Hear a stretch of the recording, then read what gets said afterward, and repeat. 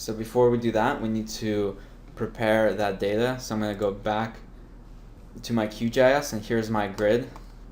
I want to derive first a centroid of each square, and then generate the latitude and longitude values for those squares. I'm going to use that data to predict the value and then put that back into QGIS so I can visualize it.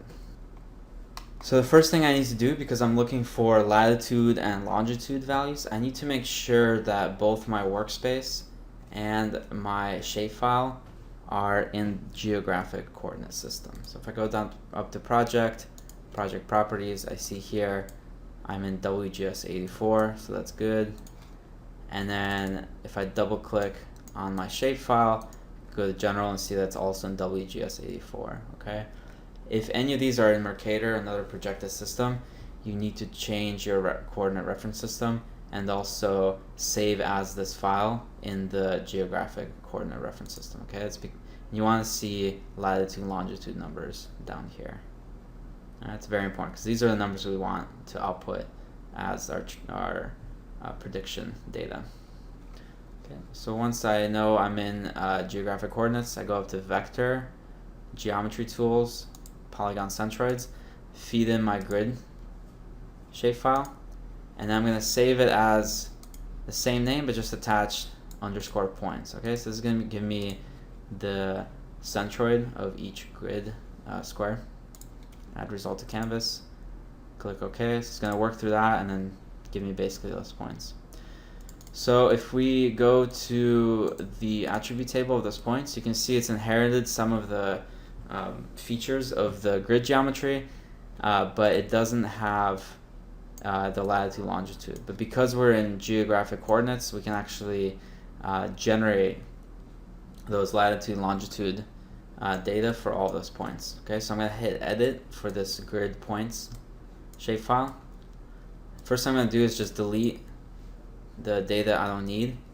Okay, and I'm going to delete these data, but I want to keep the ID. Okay, so this is important because when we output this data set to use to generate predictions, we're going to need a sort of key to rematch up the data sets after we have our predictions. Okay, so this is going to be a shapefile. This ID is inherited from the IDs also in the grid. You see it as the same numbers, and that's important because once we do our predictions, it's going to come back as a data set,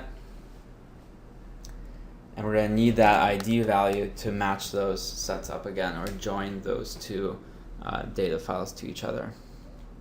All right, so I'm going to keep that ID. Now I'm going to go back to my field calculator, and I'm going to derive those latitude and longitude data. So I'm going to make a new output field name called lat and specify a real number and give it a precision of 4 decimal places after the decimal point.